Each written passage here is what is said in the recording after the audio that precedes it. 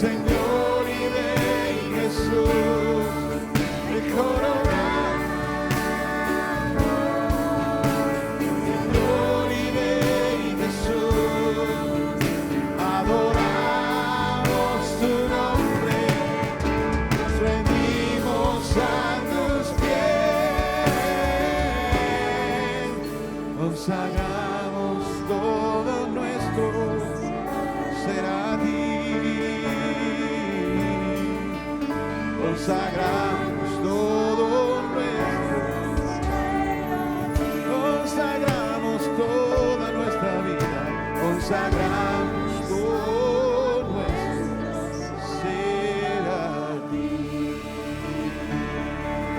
Aleluya.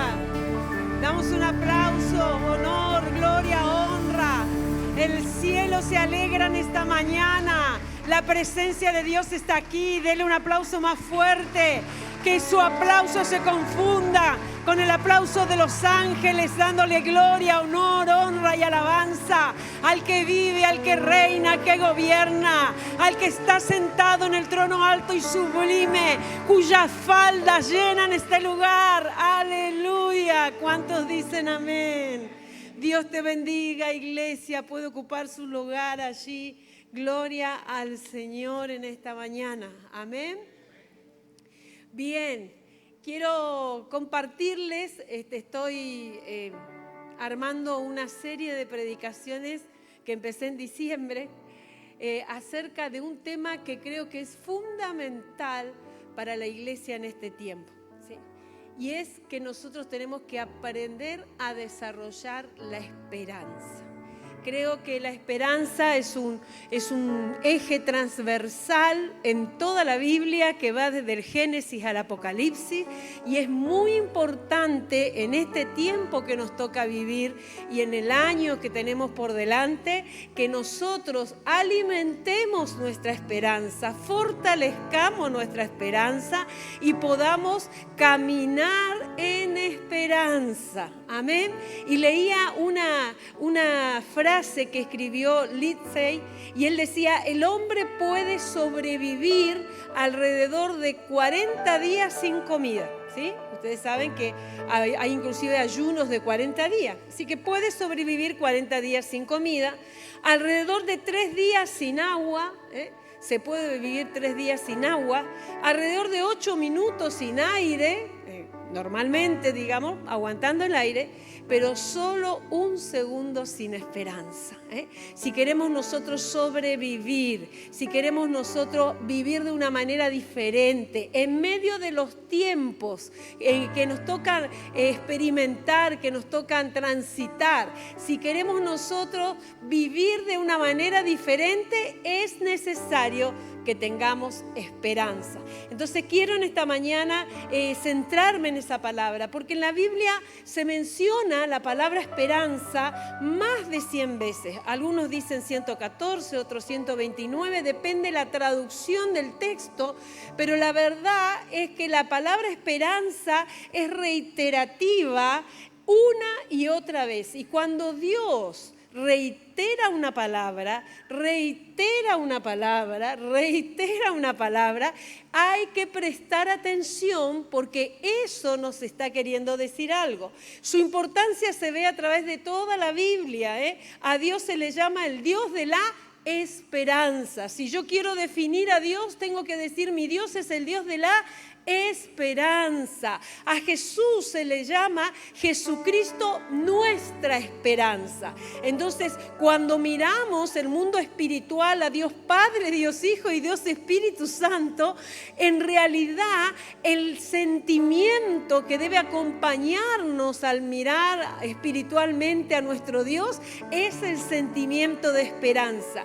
Y la Biblia dice que la esperanza es viva. Diga conmigo: viva.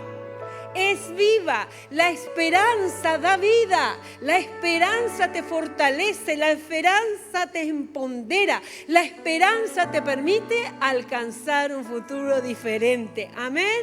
Así que en esta mañana quiero reflexionar sobre ese sentimiento tan importante de la esperanza. Y la Biblia tiene en el Antiguo Testamento una palabra que se traduce como esperanza, y es la palabra hebrea tikvá. La palabra hebrea tikvá aparece en varios lugares del Antiguo Testamento y se traduce como esperanza. Primera vez que aparece allí esa palabra es en el libro de Ruth, y la segunda vez que aparece esa palabra es en el libro de Josué. Solo que depende la versión de la Biblia que usted tenga, la va a traducir como esperanza o la va a traducir como cordón. Y aquí voy a esto que me parece importante. Dice la historia del libro de Josué que cuando el pueblo de Israel salió del desierto y empezó el tiempo de conquista, una de las primeras cosas que tuvo que enfrentar para conquistar su futuro en la tierra prometida fue Jericó. Jericó era una ciudad fortificada, era una ciudad totalmente imposible de penetrar. Sin embargo, ¿qué hizo el pueblo de Israel? ¿Qué hizo Josué como líder del pueblo? Envió unos espías a que fueran y entraran en forma escondida dentro de Jericó para ver qué había ahí y cómo podían ellos echar abajo esa fortificación. Porque la verdad es que cuando nosotros miramos nuestro futuro, muchas veces lo que tenemos que conquistar está tan fortificado que decimos es imposible. Y eso le pasaba al pueblo de Israel. Iba y para conquistar su futuro en la tierra prometida, para conquistar ese futuro para ellos y para las generaciones que seguían, necesitaban tirar abajo la fortaleza de Jericó. Y envía allí Josué unos espías que entran dentro de Jericó y en un momento aparecen en la casa de Rahab. Rahab los recibe y Rahab los esconde. ¿Por qué? Porque los que estaban en Jericó querían tomar a esos espías como prisioneros y matarlos.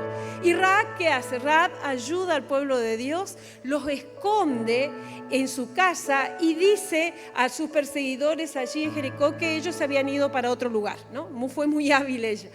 Y dice que ella los descuelga de su casa por una soga y ellos bajan por esa soga y se van con Josué y el ejército. Y ahí, antes de que ellos se vayan, ella logra una promesa de parte de estos espías. Y estos espías le dicen, he aquí que cuando nosotros entremos en esta muralla, en esta ciudad, Rahab, vos vas a atar el cordón de grana. Esa palabra cordón es tikvá, es la palabra esperanza. Vas a atar la esperanza de grana, el cordón de grana a la ventana por la cual nos descolgaste y reunirás en tu casa a tu padre y a tu madre y a tus hermanos y a todo lo que tienes. Y dice el texto, ata a tu ventana ese cordón de grana y tu casa quedará salva. Pasaron unos días, ustedes conocen la historia de Jericó, el pueblo de Dios, el pueblo de Josué dio vueltas alrededor de Jericó en el último día, pegó un grito de victoria, tocaron las bocinas y se cayó la muralla y se cayeron todas las casas de la muralla, pero hubo una parte de la muralla que no cayó. ¿Sabe cuál era? Era la casa de Rahab, que tenía el cordón de esperanza colgado en su ventana. Fue la única casa, la única parte de esa muralla que no cayó. Y se salvó Rahab y toda su familia.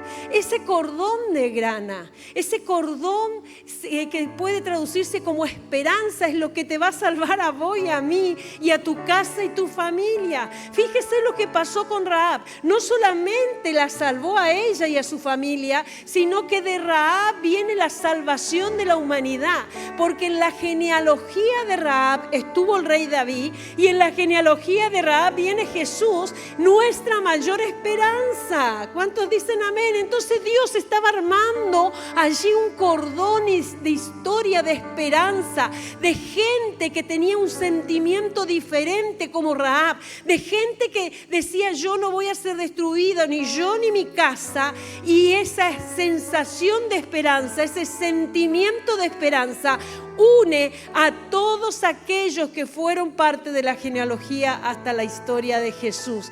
Amén. Entonces en esta mañana quiero animarte a declarar que en los tiempos de crisis, en los tiempos que estás viviendo, yo no sé lo que estás pasando, no sé lo que estás pasando aquí vos o aquellos que están en el canal de YouTube, no lo sé, pero Dios sí sabe, y quiero decirte que en los tiempos de esperanza es el cordón, la esperanza es el cordón que me mantiene atado a Dios, unido a Dios, al milagro de Dios, y a saber que de pase lo que pase, yo no voy a ser destruido, ni mi familia tampoco, ni mis bienes tampoco, y a saber de que no he visto justo desamparado, ni su simiente que mendigue pan. ¿Cuántos dicen amén? Aleluya. Así que en esta mañana quiero invitarte a que enlaces con ese cordón tu futuro con esperanza, a que puedas decir: yo creo en un futuro diferente, voy a tener un futuro diferente, porque Dios es el Dios de mi esperanza y Jesucristo es mi esperanza,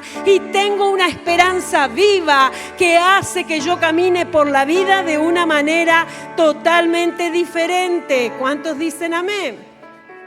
Ahora, ¿cómo hacemos para hacer crecer esa esperanza? ¿Cómo hacemos para que podamos nosotros cada día tener mayor esperanza? Bueno, quiero proponerte esto. Para entrar en un futuro con esperanza, tenemos que cambiar nuestros sentimientos, tenemos que cambiar nuestros pensamientos y tenemos que cambiar nuestro lenguaje. Necesitamos nosotros cambiar nuestro ser interior, lo que sentimos, lo que pensamos y lo que verbalizamos, para poder nosotros hacer crecer la esperanza. Creo totalmente que estamos en un año difícil. Hablábamos en los primeros días de este año, uniéndonos a la palabra del pastor Claudio, hablábamos de un tiempo de desierto, pero hablábamos de los milagros del desierto. Amén, son los más grandes. Hablamos de un tiempo donde quizás va a haber mucho derrumbe, como en la época de Rahab, pero hablamos de una casa que tenía un cordón de esperanza que no cayó. Amén. Entonces hablamos de un tiempo de esperanza. Tuve oportunidad de escuchar algunas palabras proféticas, y a mí me gusta mucho la palabra que siempre da el pastor Carlos Braida, y le animo que usted lo escuche, lo busque en YouTube, y la verdad es una palabra oportuna. Necesitamos nosotros caminar de una manera diferente. Él hablaba de la esperanza también. Entonces en esta mañana vamos a acomodar nuestros sentimientos a la esperanza, nuestro pensamiento a la esperanza y nuestra verbalización a la esperanza. Amén. Y la Biblia habla de lo contrario de la esperanza, que es la desesperanza. Dice el libro de Zacarías, capítulo 9, versículo 11. Debido al pacto que hice contigo, sellado con sangre, yo liberaré a tus prisioneros de sus celdas de desesperanza. Entonces es evidente que la Biblia describe la desesperanza, es decir, ese sentimiento derrotista, ese sentimiento depresivo, ese sentimiento entristecido. La desesperanza la describe como una cárcel. Y la verdad es que nosotros somos quienes decidimos qué apresa nuestro sentimiento, qué apresa nuestro corazón.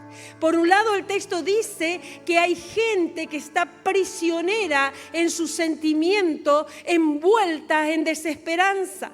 La desesperanza es cuando yo no encuentro alternativas de solución. La desesperanza es cuando no hay expectativa de futuro. Hoy en día se habla de que hay un montón de gente que tiene una sensación de falta de futuro. Entonces no hay expectativa de futuro. Vivo el hoy sin importar mañana, porque mañana no sé si estoy o no estoy. Y entonces vivo sin pensar en las consecuencias. Tomo decisiones parado en el enojo, tomo decisiones parado en la desilusión, tomo decisiones parado en la depresión, parados en el miedo, y no en lo que Dios quiere que yo haga, que es decisiones paradas en la sabiduría. Entonces la desesperanza es justamente la decepción acumulada en mi corazón por lo que pasé, por lo que esperé que iba a venir y no vino, porque lo que yo pensé que iba a ocurrir y no ocurrió. Es la frustración y estar envueltos en ese sentimiento. Bíblicamente, la desesperanza es una celda, dice la Biblia, que atrapa, que aprisiona, una celda donde la emoción o el sentimiento, la sensación de desencanto, de tristeza, de imposibilidad, está permanentemente en la vida de la persona. Pero más que nada, la Biblia habla de la desesperanza como algo que degrada a Dios, que deshonra a Dios, porque por un lado vengo, alabo, adoro y canto de un Dios de cosas imposibles, pero por otro siento desesperanza.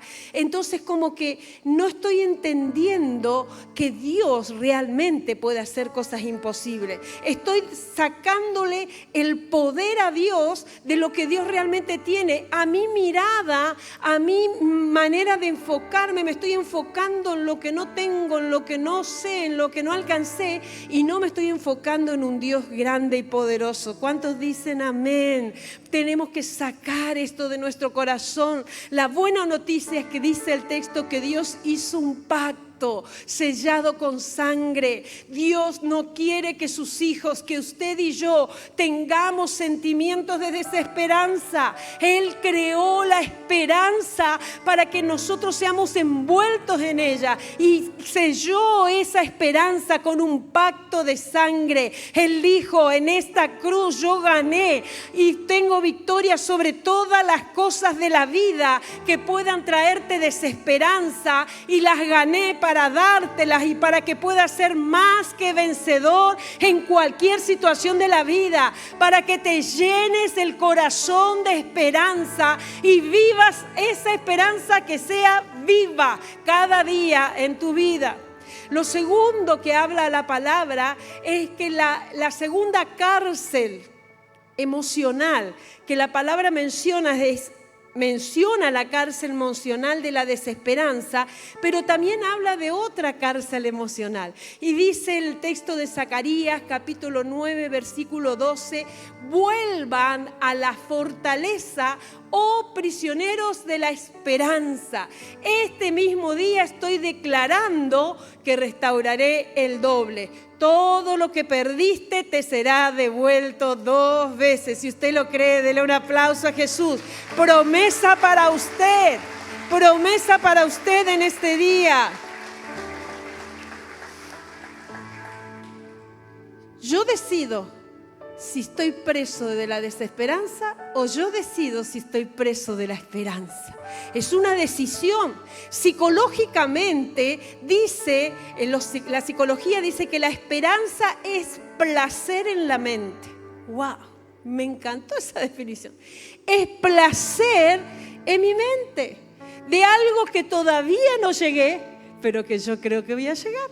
Esa es la esperanza, ese sentimiento que dejo que me envuelva, que me aprisione. La Biblia dice que me atrapa, que me apresa, que me envuelve, y aunque todos vivan otra cosa, yo estoy envuelto por un sentimiento diferente, que es la esperanza. Es la certeza basada en una promesa. Dios me dijo que por sus heridas yo sería sanado. Dios me dijo, y yo siento que voy camino a recuperar la salud. Es la expectativa. Es levantarme todos los días y decir: este es el día donde conquisto lo que el Señor me ha dicho.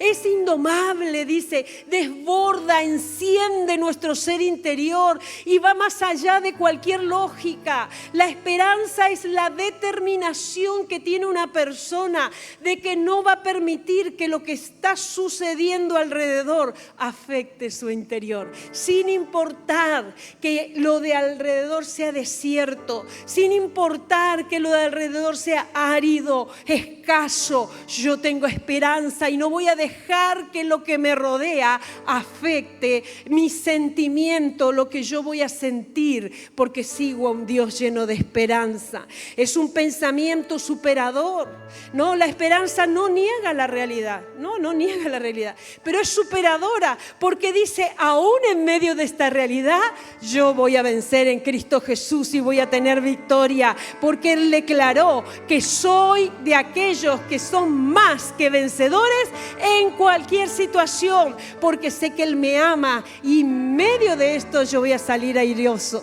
Amén. Entonces, quiero decirte que hay que salir de esa emoción negativa de desesperanza y dejar que te envuelva la esperanza. Iglesia, esta tiene que ser el tiempo de la esperanza, donde podamos nosotros proyectarnos en medio del desierto y decir, voy camino a un oasis, voy camino a un oasis, voy camino a ese lugar que Dios construyó, voy camino a encontrar lo que el Señor ha dicho. ¿Y cómo hago para sacarme estos sentimientos y volverme a estos otros sentimientos? Bueno, el texto es bien claro, dice esto, volver a la fortaleza. Repita conmigo, volver a la fortaleza. Ahí empiezo, es decir, volviendo a la fortaleza. ¿Qué es volver a la fortaleza? Es volver a recuperar el enfoque. Porque si yo estoy desenfocado y estoy mirando otra cosa, no estoy enfocado en la fortaleza. Tengo que sacar mi mirada del lugar equivocado y volver a enfocar mi mirada donde debo mirar. Porque la fe y la esperanza tienen que ver con un enfoque, con que mi fe estaba mal enfocada, ¿no? Cuando mi fe está mal enfocada, nos equivocamos. Cuando mi fe está mirando lo que quiero tener, las cosas de la vida. Cuando mi fe está mirando lo que quiero lograr y está puesta en esa, mi fe está mal enfocada. Mi fe no debe estar enfocada en lo que yo quiero tener, sino tiene que estar enfocada en el que me puede proveer, en alguien que es mucho más grande y que nunca falla, y que pase lo que pase, yo sé que Él me dará, aunque todo parezca al revés, aunque los diagnósticos sean negativos, aunque los pronósticos sean más que negativos. Mi fe está parada no en el diagnóstico, no en el pronóstico, sino que mi fe está parada en alguien que está por sobre los diagnósticos y los pronósticos, que puede interrumpir cualquier situación y hacer el milagro y construir algo diferente. Mi fe está parada en un Dios que todo lo puede y que hace posible lo imposible. Esa debe ser mi fe, enfocada en el lugar correcto, en la fortaleza de mi vida, en la roca de mi vida, que es mi castillo fuerte, mi libertador. Aleluya.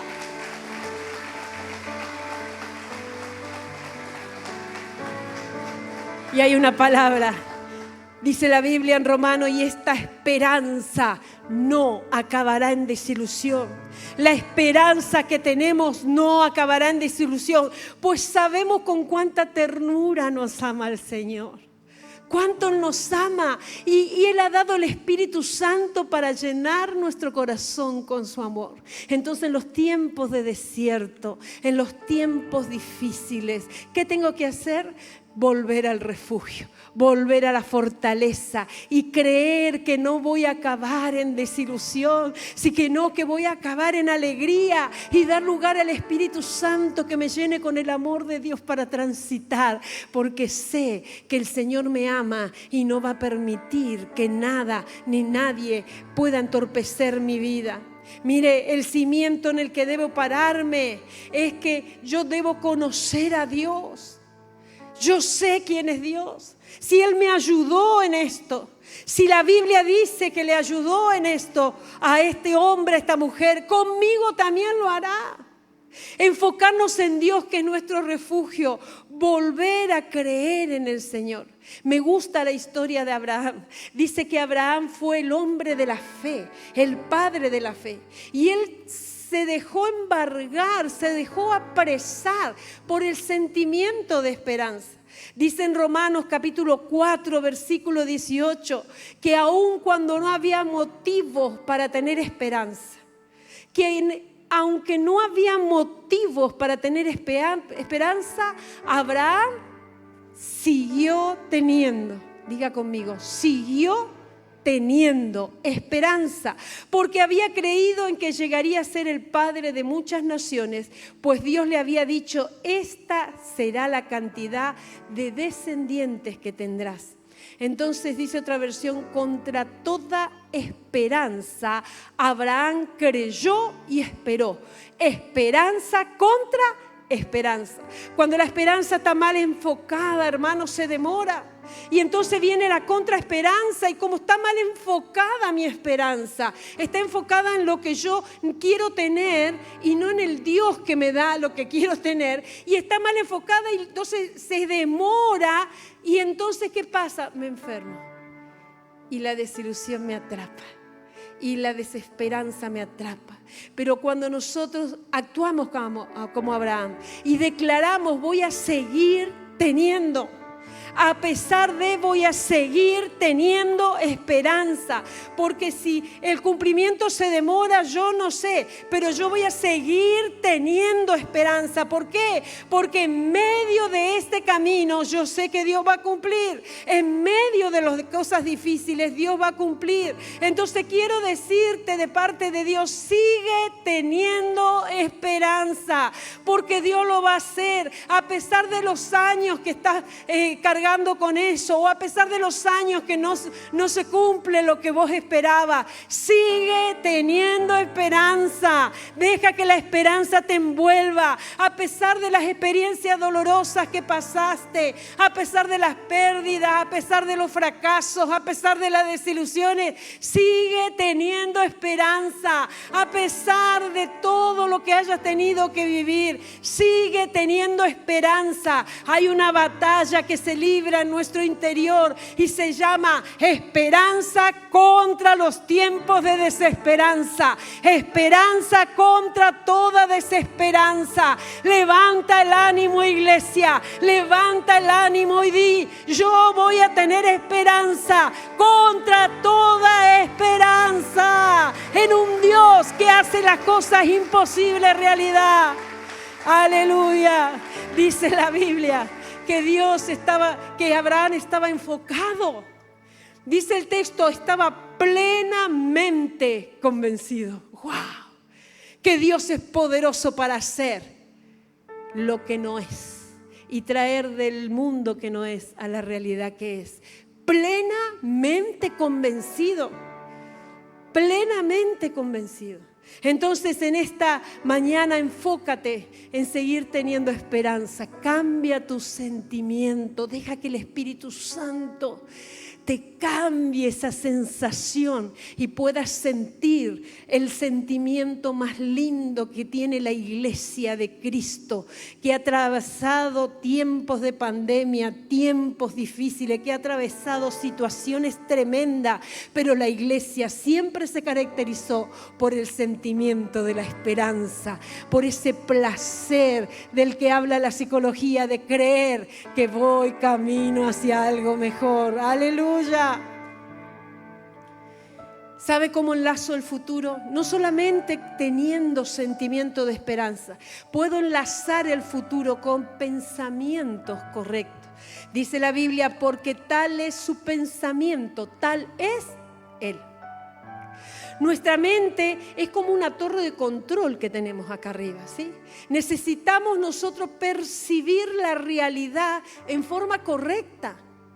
Necesitamos mirar lo que nos rodea, percibir la realidad de forma correcta. ¿Y sabe cuál es la forma correcta? Necesitamos percibir la realidad con la mente de Cristo, no con una mente humana desanimada, entristecida, llena de miedo, sino con la mente de Cristo. Con la mente de Cristo. A mí me asombra siempre cuando miro en la Biblia los milagros de Jesús, y una de las cosas que más me asombran es cuando Jesús frente a los leprosos, ¿cómo hacía? Los tocaba. Quiero, sé limpio. Él no se preguntaba en su mente, ¿y si me contagio y si no me contagio? Nada. No había nada en su mente. Su mente era una mente sana, una mente llena de esperanza, una mente que estaba enfocada en un Padre de las luces, el Padre eterno, el que lo había enviado a esta tierra y que sabía que lo protegía en toda situación. Y entonces, frente a esa persona que tenía una enfermedad contagiosa, 100% contagiosa, ¿qué hacía Jesús? Extendía su mano y decía, quiero ser limpio. Aleluya, diga yo como Jesús, voy a pensar como Jesús, amén. Entonces cuando nosotros a veces pasamos experiencias dolorosas y en nuestra memoria quedan esos recuerdos, quedan esos pensamientos, ¿no? Y nos aferramos a esos pensamientos, nos aferramos a eso que pasó. Y estamos todo el tiempo recordando lo que hoy vivimos de acuerdo a eso que me pasó, esa pérdida, esa frustración.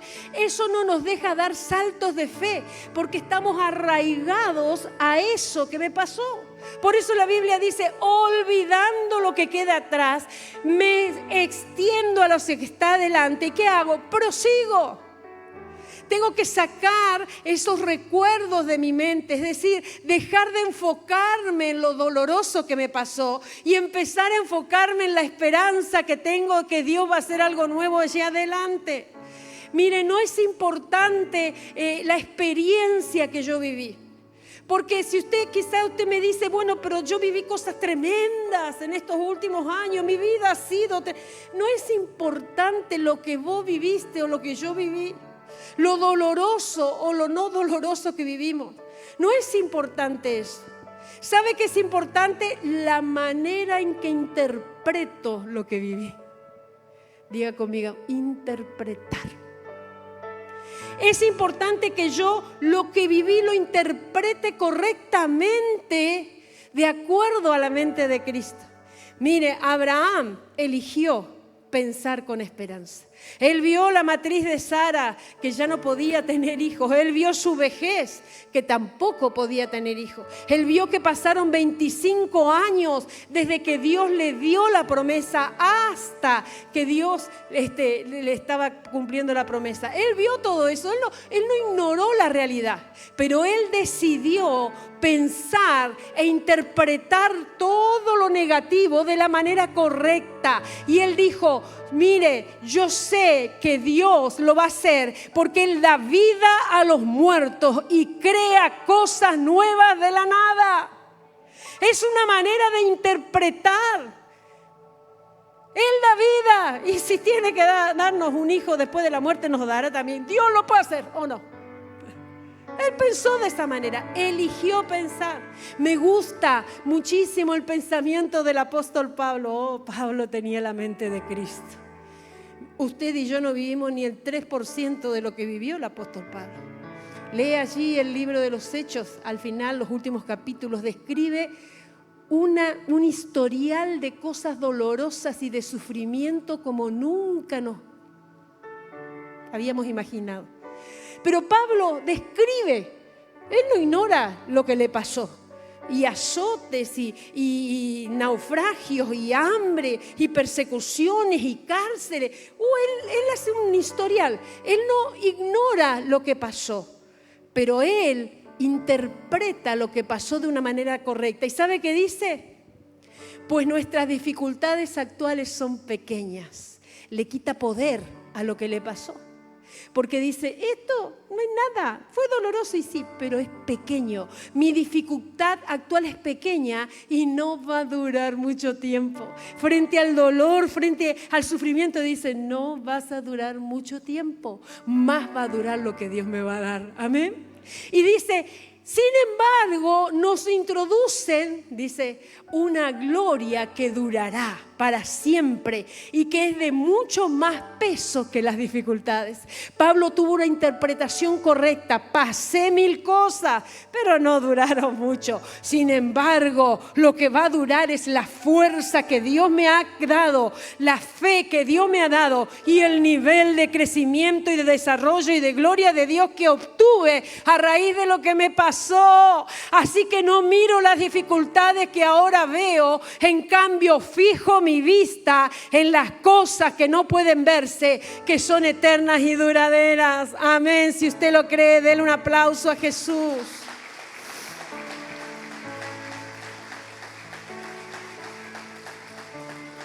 No niega lo que vivió, no lo niega, pero es capaz de ver lo que Dios hace en medio del dolor y con el dolor, porque los que aman a Dios, todas las cosas les ayudan para bien, todas, aún las difíciles y dolorosas. El pensamiento es una fuerza impulsora, poderosa, que determina cómo yo me manejo en la vida, lo que soy y también hacia dónde voy. El Espíritu Santo quiere inyectarnos de esperanza al corazón. Él quiere quitar la dureza de nuestro dolor. Él quiere quitar lo que provocó esa dureza en el corazón.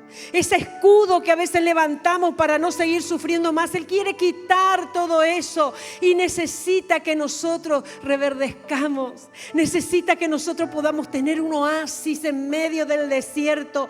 Que salgamos del desierto con pensamientos llenos de Dios, diciendo: Dios es un Dios que hace que todo eso malo se transforme para bien y sea de bendición para mí y para las generaciones que vienen. Así que quiero animarte en esta mañana a que enlaces tu futuro con esperanza, a que puedas pararte en la palabra y decir: pienso en mi futuro, y usted lo enlaza. Pienso en mi futuro, pienso en lo verdadero que vendrá, pienso en lo honesto que viviré, pienso en lo justo que Dios va a hacer, pienso en lo amable que será, pienso en las virtudes, en la fe, en la esperanza. Pienso que lo que viene es digno de un Dios de esperanza y un Dios de poder, y que cosas buenas me esperan en este año y en los años que vienen, porque sé que ningún ojo ha visto, ningún oído ha escuchado, ninguna mente se ha imaginado lo que Dios tiene preparado para mí, para mi casa y para las generaciones que vienen. Sí, Jesús, aleluya. Pienso con la mente de Cristo. Y enlazo también el futuro con un lenguaje correcto.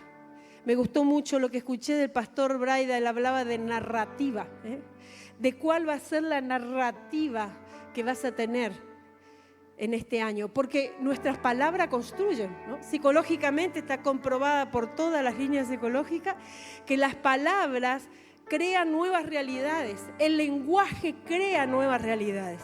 Cambia las maneras de pensar, cambia la actitud con la que uno se maneja, y el lenguaje construye incluso ambiente y cultura. Entonces, ¿de qué manera estoy hablando? Si mi lenguaje es un lenguaje negativo, deficiente, incrédulo, qué increíble, cristianos que tienen lenguaje incrédulo. Pero a veces nuestro lenguaje, por más que leemos la Biblia todos los días, nuestro lenguaje es negativo, entristecido, depresivo, pesimista. Nuestro lenguaje está a veces lleno de desdicha, ¿sí?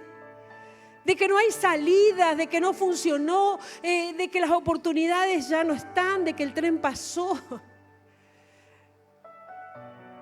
Y lo único que hago es dejar con ese lenguaje que mis sentimientos se encarcelen en la desesperanza. Tenemos que tener un lenguaje diferente. El lenguaje de Dios. Dios es un Dios que habla todo el tiempo. Él creó con su voz el universo. Él creó con su palabra las cosas. Y Él crea todas las cosas en nuestro futuro con su palabra. Porque Él nos da una promesa, y la promesa que es una palabra, que salió de la boca de Dios, del trono de Dios. Y esa palabra crea lo que la palabra dice. Entonces nosotros tenemos que hablar la palabra de Dios, ¿sí? Tenemos que llenarnos del corazón de la palabra de Dios y decir la palabra de Dios. Crear ambientes con la palabra. Mire, no hay cosa más fea cuando uno entra a un ambiente, sea una casa de familia o sea un trabajo, y ahí hay gente con un lenguaje negativo. ¡Ay, qué ambiente feo! O con un lenguaje crítico del otro, o con un lenguaje amargado, depresivo. ¡Ay, Dios mío! Uno quiere huir, no ve la hora de irse ahí. Entonces, ¿qué estoy creando? ¿Qué ambiente estoy creando con mis palabras? ¿Qué futuro estoy creando a mis hijos con mis palabras? A mis nietos con mis palabras. ¿De qué manera estoy interpretando con mi lenguaje? Mire, les cuento esto.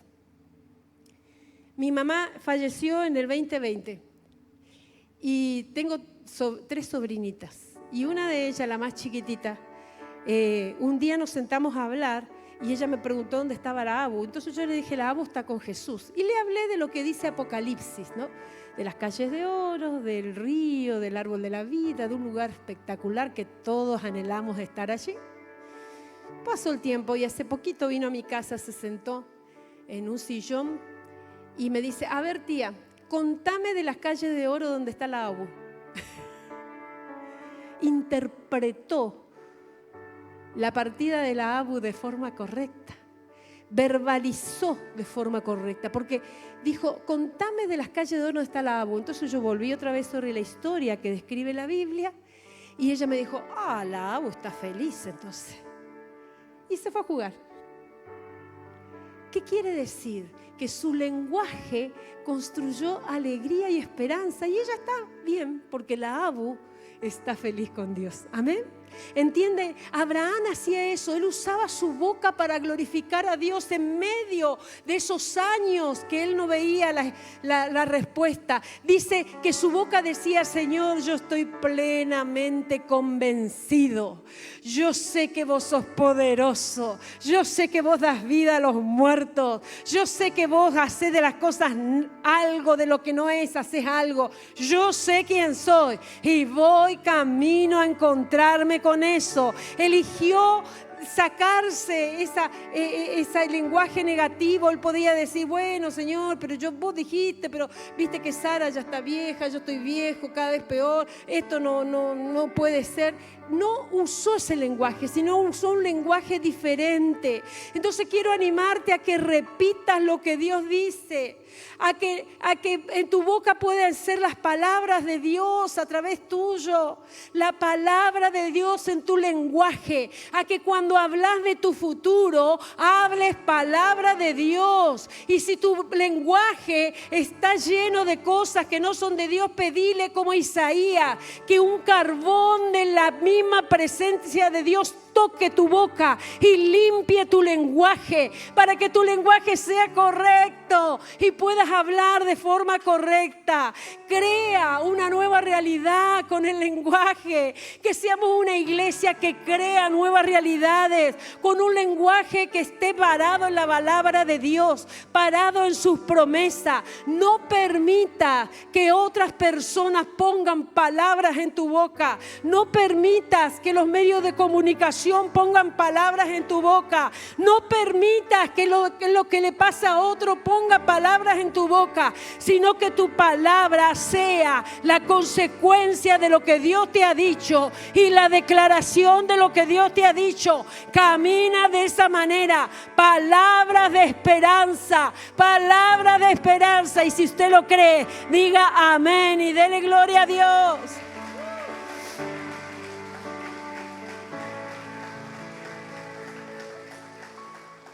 Declare en esta mañana, estoy aquí, en el momento correcto, en el lugar correcto, en este año que estoy empezando, en este mes, 1 de mes, y voy a tener la oportunidad de escribir mi historia con un lenguaje correcto, sintiendo esperanza, pensando esperanza, hablando de esperanza. Yo no soy alguien maldito ni bajo maldición, yo camino bajo bendición. El Dios de las bendiciones, el Dios Dios de todos los dioses, el Dios de la esperanza, me ha bendecido. Declare, voy a escribir mi historia de una manera diferente. En medio de las cosas difíciles me voy a levantar y voy a creer lo que Dios dijo de mí. Fíjese usted cuán importantes son las palabras que Dios le dice al profeta frente al valle de los huesos secos. ¿Qué le dice? Di, habla a los huesos. Háblele, hermano, háblele con palabra de Dios a su problema. Háblele con palabra de Dios a lo que usted espera. Háblele a su futuro con palabras que vienen del trono de Dios. Porque usted toma la palabra que viene del trono de Dios y esa palabra crea. ¿Entiende? Lo que Dios va a hacer es que los huesos secos van a vivir, que lo que no está va a resucitar, que lo que se perdió va a resucitar. Él va a hacer que los lugares que estaban torcidos se van a enderezar, que donde no había camino, dice Isaías, mira, estoy haciendo un camino, dice Dios, ¿no lo ves? Estoy haciendo camino en el desierto y ríos en la soledad. Usted declare la palabra. Él va a hacer que el quebrantamiento que hemos sufrido se va a transformar en alegría, en gozo, en esperanza, en placer en la mente. Como dice la definición de esperanza, tu lugar de dolor se va a transformar en tu lugar de victoria, en tu lugar en donde vas a vencer. Entonces elija, iglesia, elija el sentimiento correcto, déjese envolver por la esperanza, atrapar y declárese: yo soy prisionero de esperanza. Es la prisión sentimental que elijo, la de un Dios de toda esperanza. Enlace su futuro con pensamiento de esperanza y enlace su futuro con un lenguaje correcto, el lenguaje de la esperanza. ¿Cuántos dicen amén? Y termino con esto. ¿Sabe qué decía el texto de Zacarías? Dice Dios: al que se vuelve a la fortaleza, al que ahora es prisionero de esperanza, hay promesa, hay promesa. Póngase de pie y voy a terminar con esta promesa. ¿Sabe qué dice? Les restituiré el doble. Todo lo que perdiste te será devuelto 2 veces. Para los que son prisioneros de esperanza. Es la promesa de Dios. Dios nunca nos saca igual. La restitución es mucho más que la resiliencia. Escuchaba esto de la prédica del pastor Braida, me pareció excelente. Hablamos de resiliencia. Y está bien, porque es la capacidad de sobreponerme al dolor, al sufrimiento y volver a recuperar lo que el dolor, el sufrimiento me quitó. Pero me quedo ahí, vuelvo a recuperar lo pasado y me quedo ahí. Pero la restitución es mucho más. No es solamente recuperar lo que perdí, sino dice 2 veces. Es decir, recupero lo que pierdo y estoy en un mejor nivel. Recupero lo que pierdo, pero me incremento. Recupero lo que pierdo, pero me enriquezco. Me asciendo. Soy una versión mejorada de que cuando yo entré en este desierto. Entonces quiero decirte para la iglesia que la iglesia va camino a esa restitución, a la doble restitución, no solo nuestra congregación, sino la iglesia de Dios en las naciones. Y como Dios es un Dios que restituye, no solamente vamos a recuperar lo que habíamos perdido, sino que vendrá un avivamiento y los templos nos quedarán chicos y será tan grande, tan tremendo el crecimiento que viviremos, que el Señor dirá: el Señor restituyó 2 veces. Tenía 100 y ahora tengo 200. Tenía 10,000, tengo 20,000. Porque Dios es un Dios de restitución. Significa que Él te va a completar, que Él te va a compensar, que te va a recompensar, que te va a establecer, que vas a mejorar, que vas a hacer crecer y que vas a multiplicarte. 2 veces la restitución. Eso está en nuestro futuro. Mira, iglesia, este es el tiempo de la desesperanza, pero la iglesia tiene esperanza en Jesús. Tenemos que compartir esa esperanza a la gente que nos rodea, a aquel que está cerca, al que está lejos. Llevar en alto la esperanza que ha sostenido a la iglesia por estos siglos y decir: nosotros nos movemos en un ambiente diferente, con un pensamiento diferente, con un lenguaje diferente. Nuestra cultura es una cultura que viene del cielo, y el cielo se confunde con la tierra cuando nosotros caminamos, y llevar ese mensaje a la gente y decirle: vení, unite al Dios de la esperanza. ¿Cuántos dicen amén? Cierre sus ojos allí.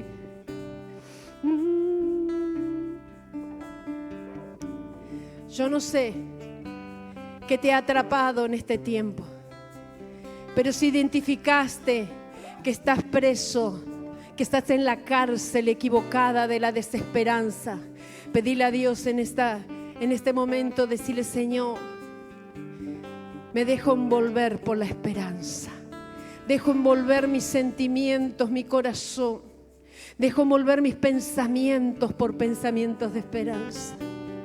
Oh Jesús, si tu lenguaje ha sido un lenguaje equivocado, depresivo, de víctima, un lenguaje que no lleva a nada, que crea mal ambiente, decirle: Señor, límpiame con un carbón del altar donde tú estás. Limpia mi boca como limpiaste la de Isaías. Limpia mi lenguaje.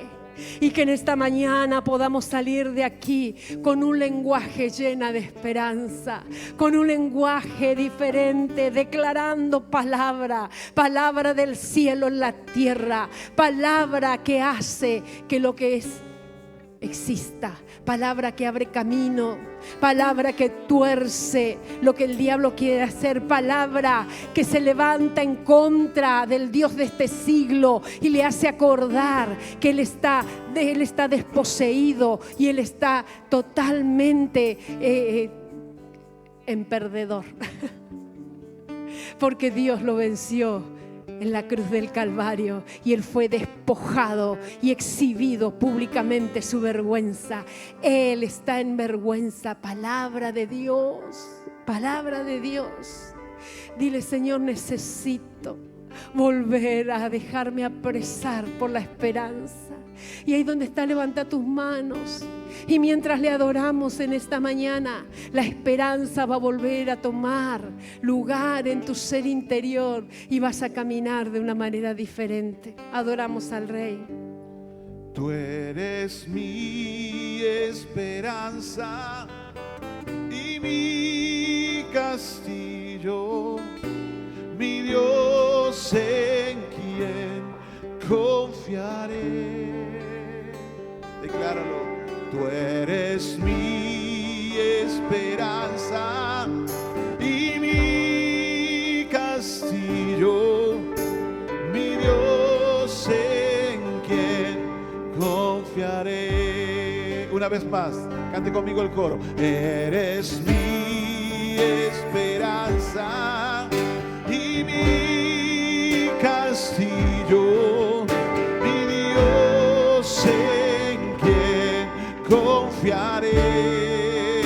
Eres mi esperanza, eres mi esperanza y mi castillo, mi Dios en quien confiaré. Dice la estrofa de esta canción: confiado puedo estar en ti, seguro de que tú cuidas, seguro de que tú cuidas de mí. Día a día puedo ver, día a día puedo ver tu bondad sobre mí. Me sostienes con tu dulce y tierno amor. Eres mi esperanza, eres mi esperanza y mi castillo, mi Dios en quien confiar.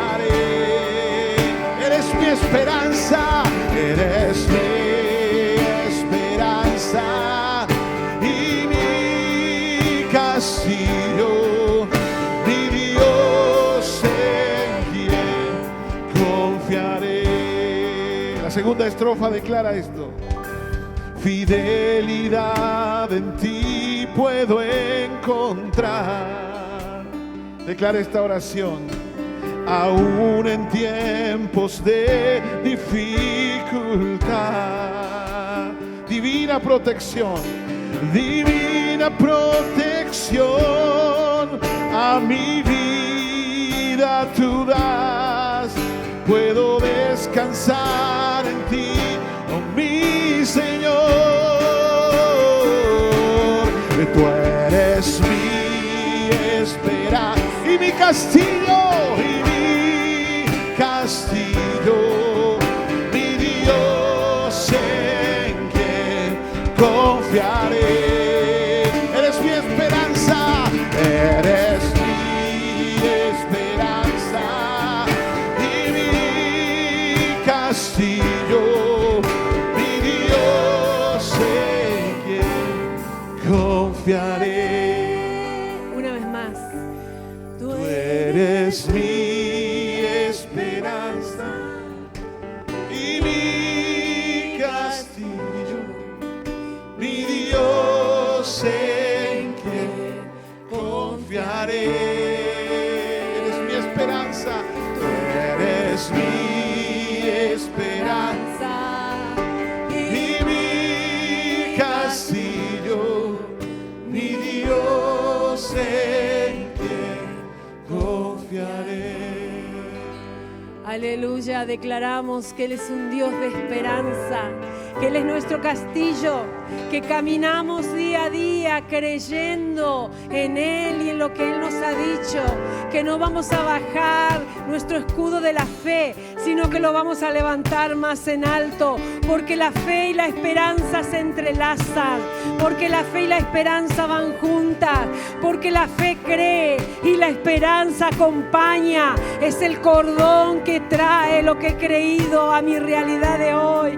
Iglesia, el Señor te bendiga, que sea una semana llena de esperanza, de fe, de convicción, de que Él es tu castillo, de que Él no va a dejar que nada ocurra y que si algo ocurre, Él está con nosotros para ayudarnos, para sostenernos. Él te bendice, Él te guarda, su poder está sobre tu vida, el manto de la unción del Espíritu está sobre tu vida y tu casa. Recíbelo y dale un aplauso al Rey en esta mañana. Gloria al nombre de Jesús. Amén.